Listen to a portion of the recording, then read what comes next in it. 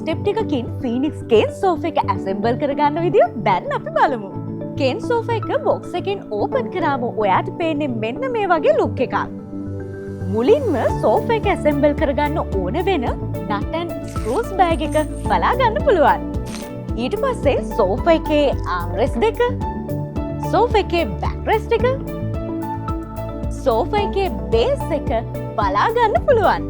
ඒ වගේම සෝෆා එකට ඕන වෙන බෑක්රෙස්ට් කුෂන් එක, සීටින් කුෂන් එක ඔයාට බලා ගන්න පුළුවන්.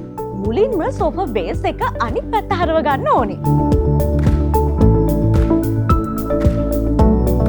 මේ තියෙන්නේ කේන් සෝෆා එකත් එක්ක ඔයාට හම්බෙන නට්ස් ටික. මෙන්න මේ හෝල්ස් වලට නට්ස් ටික දාලා ප්ලේස් කරගන්න ඕනේ. ඒ වගේම මේ පැත්තත් මේ හැම පැත්තක්ම නට්ස් ටික දාලා ඇඟිල්ලෙන් තද කරලා ෆිට් කරගන්න ඕනේ. දැන් මේ බේස් එක අනිත් පැත්ත හරවගෙන මුලින්ම බෑක්රෙස්ට් එක ඊට පස්සේ ආම්රෙස් දෙක මේ විදියට ෆිට් කරගන්න. දැන් පැකේජ් එකත් එක්ක ඔයාට හම්බ වෙන මේ ස්ක්‍රූස් ටික හෝල්ස් වලට දාගෙන තද කරගන්න.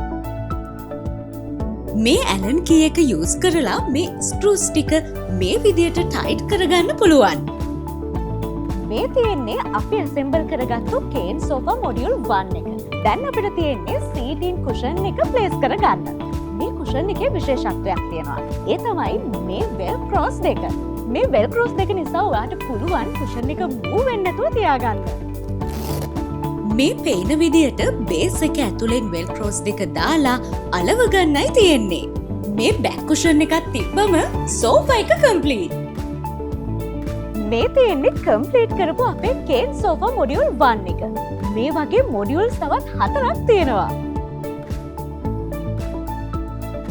මේ මොඩියුල්ස් 5 යූස් කරලා ඔයාට ඕනේ තරම් කම්බිනේෂන්ස් හදාගන්න පුළුවන්. ටූල් සෙට් එකේ එන මේ ක්ලිප්ස් දෙක යූස් කරලා මේ මොඩියුල්ස් කනෙක්ට් කරලා කම්බිනේෂන් හදාගන්නේ කොහොමද කියලා අපි දැන් බලමු.